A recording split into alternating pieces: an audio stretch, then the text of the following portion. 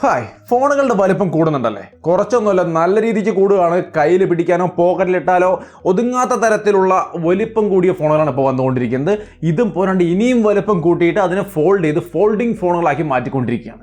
So ഫോണുകളുടെ വലിപ്പം ക്രമാതീതമായിട്ട് വർദ്ധിക്കുമ്പോൾ കൊണ്ടു നടക്കാനും ഹാൻഡിൽ ചെയ്യാനൊക്കെ ബുദ്ധിമുട്ട് തന്നെയാണ്. ഇതൊക്കെ ആൾക്കാർ ഇഷ്ടപ്പെടുന്നുണ്ട്. ഇതിനിടയിലും കോമ്പാക്റ്റ് ആയ കയ്യിൽ ഒതുങ്ങാവുന്ന എന്നാൽ ടോപ്പ് ലെവൽ പെർഫോമൻസും ടോപ്പ് ലെവൽ ക്യാമറയൊക്കെയുള്ള കയ്യിൽ ഒതുങ്ങാവുന്ന തരത്തിലുള്ള ഫോണുകൾ, കോമ്പാക്റ്റ് ഫോണുകൾ ഇഷ്ടപ്പെടുന്ന ഒരുപാട് പേരുണ്ട്. എന്നാൽ അവരുടെ മുമ്പിലുള്ള ഓപ്ഷൻസ് വളരെ കുറവാണ്. 2-3 എണ്ണം മാത്രമാണ് ഓപ്ഷൻസ് ആയിട്ടുള്ളൂ. ഇന്ന് അതിലൊരെണ്ണമാണ് ഞാൻ നിങ്ങൾക്ക് പരിചയപ്പെടുത്താൻ പോകുന്നത്. സാംസങ്ങിന്റെ Galaxy S23 മോസ്റ്റ് പവർഫുൾ ഫോണുമാണ്. എന്നാൽ 6.1 ഇഞ്ച് മാത്രം ഡിസ്പ്ലേ സൈസ് വരുന്ന വളരെ കോമ്പാക്റ്റ് ആയ കയ്യിൽ ഒതുങ്ങുന്ന ഒരു ഫോൺ കൂടിയാണ്. കൂടുതൽ ഇതിനെക്കുറിച്ച് പറയുന്നതിന് മുൻപ് ഇതിൻ്റെ ബോക്സ് ജസ്റ്റ് ഒന്ന് ഓപ്പൺ ചെയ്ത് കാണിക്കാം. ഈ കാണുന്നതാണ് Galaxy S23യുടെ ബോക്സ്. ജസ്റ്റ് ഓപ്പൺ ചെയ്യുമ്പോൾ തന്നെ നമുക്കതിന് മുകളിൽ ഫോണും കാര്യങ്ങളൊക്കെയാണ് ഇരിക്കുന്നത്. അതിൻ്റെ വേണ്ട രീതിയിൽ മാറ്റി കഴിയുമ്പോൾ ഫോൺ നിങ്ങൾക്ക് ഇവിടെ കാണാം. വളരെ മനോഹരമായ ഒരു കോമ്പാക്റ്റ് ഡിസൈനാണ് കൊടുത്തിരിക്കുന്നത്. സത്യം പറഞ്ഞാൽ എനിക്ക് വളരെയധികം ഇഷ്ടപ്പെട്ടു ഈ ഒരു ഡിസൈൻ. പ്രത്യേകിച്ചും ഈ ഒരു കളറ് വളരെ ഒരു പ്രീമിയം ഫിനിഷ് നമുക്ക് തോന്നിപ്പിക്കുന്നുണ്ട്.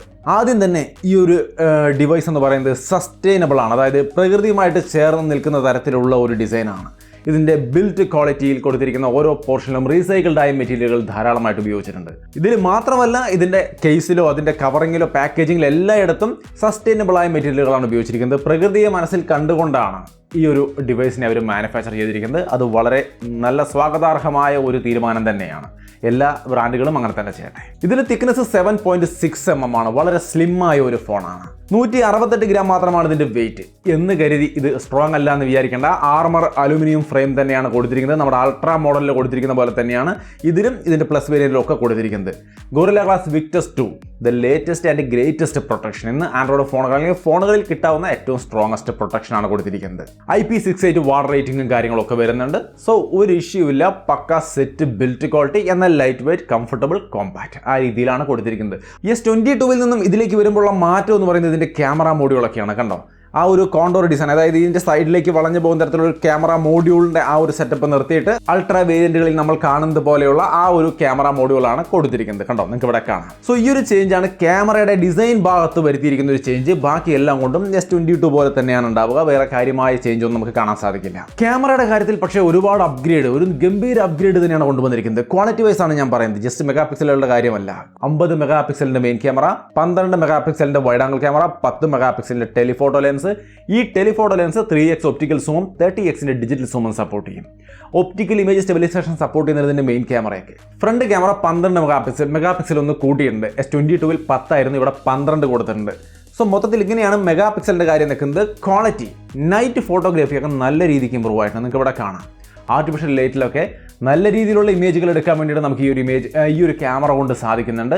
അത് മെയിൻ ക്യാമറ ആയാലും ശരി, സെൽഫി ക്യാമറ ആയാലും ശരി, നല്ല ക്വാളിറ്റിയുള്ള നൈറ്റ് ഇമേജുകൾ നമുക്ക് ഇതിനകത്ത് കിട്ടുന്നുണ്ട്. സോ നിങ്ങൾ എന്താണ് ചിന്തിക്കുന്നത് ഈ ഒരു നൈറ്റ് ഇമേജുകൾ കാണുമ്പോൾ? വീഡിയോ ക്വാളിറ്റിയും ഒട്ടും തന്നെ മോശമല്ല. നിങ്ങൾക്ക് ഇവിടെ കാണാം. നൈറ്റ് വീഡിയോസ് നിങ്ങൾക്ക് തീർച്ചയായിട്ടും ഈ ഒരു ഫോണിനെ വിശ്വസിക്കാം.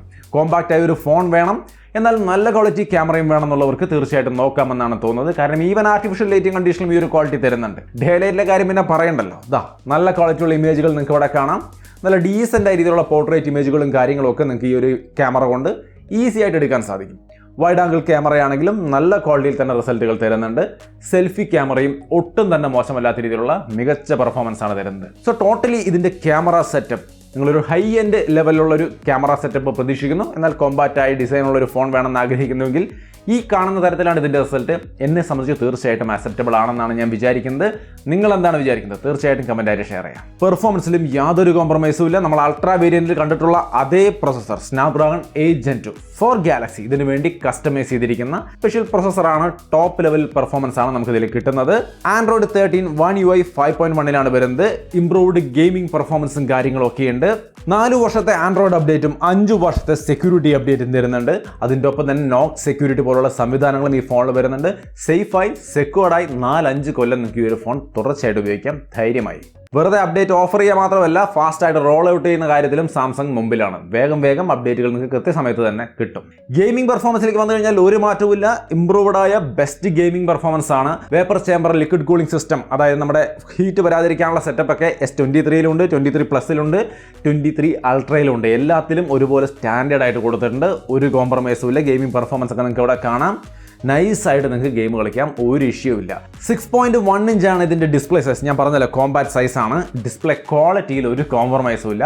അൾട്രയിൽ വരുമ്പോൾ ക്വാഡ് HD ഡിസ്പ്ലേ ഉണ്ട്, ഹൈ എൻഡ് ഡിസ്പ്ലേ. ഇതിൽ വരുമ്പോൾ ഫുൾ HD ആണ്, but dynamic AMOLED 2x display തന്നെയാണ് കൊടുത്തിരിക്കുന്നത്. ബെസ്റ്റ് ക്വാളിറ്റി 1750 നിറ്റ്സിന്റെ ടോപ്പ് ബ്രൈറ്റ്നസ് തന്നെ കൊടുത്തിട്ടുണ്ട്. 22-ൽ നിന്നും അപ്ഗ്രേഡഡ് ആയ രീതിയിലുള്ള ഒരു ബ്രൈറ്റ്നസ് ലെവലും കാര്യങ്ങളൊക്കെയാണ്.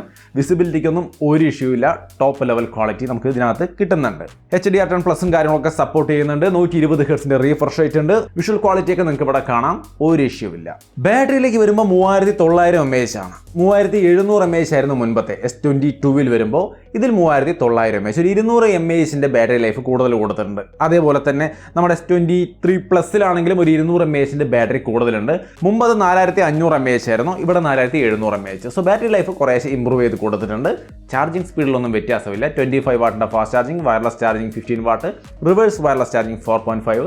സോ അങ്ങനെ എല്ലാ സംവിധാനങ്ങളുമുണ്ട്. ഫാസ്റ്റ് ചാർജിങ് കുറച്ചും കൂടി ഇമ്പ്രൂവ് ചെയ്യാമായിരുന്നു, പക്ഷെ അവരത് ചെയ്യുന്നില്ല. ഈ ഒരു ലെവലിൽ തന്നെയാണ് നിർത്തുന്നത്.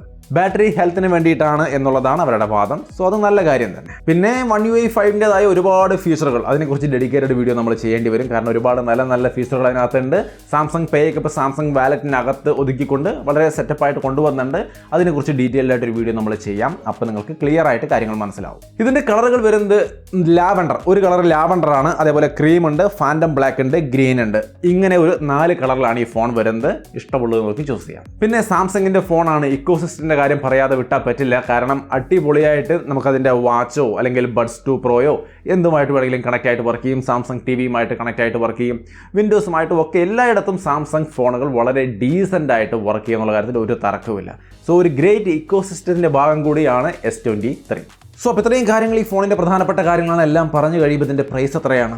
74,999 രൂപയാണ് ഇതിൻ്റെ 8GB RAM 128GB സ്റ്റോറേജിന്. താല്പര്യമുള്ളവർക്ക് തീർച്ചയായിട്ടും പർച്ചേസ് ചെയ്യാവുന്നതാണ്. കംഫർട്ടബിൾ ആയ ഒരു compact phone, but most powerful, എല്ലാ മേഖലയിലും മോസ്റ്റ് പവർഫുൾ എന്ന് പറയാവുന്ന ഒരു ഡിവൈസ്. അതാണ് S23. എനിക്ക് വളരെയധികം ഇഷ്ടപ്പെട്ടു. നിങ്ങളുടെ താല്പര്യം എന്താണ്? നിങ്ങൾക്ക് ഇഷ്ടമായോ? നിങ്ങൾ എന്താണ് ചിന്തിക്കുന്നത്? തീർച്ചയായിട്ടും നിങ്ങളുടെ അഭിപ്രായങ്ങൾ കമൻറ്റായിട്ട് ഷെയർ ചെയ്യാം. വീഡിയോ ഇഷ്ടപ്പെട്ടാൽ ലൈക്ക് ചെയ്യാനും ഷെയർ ചെയ്യാനും മറക്കണ്ട. വീണ്ടും ഒരു വീഡിയോ ആയിട്ട് കാണാം. ബൈ.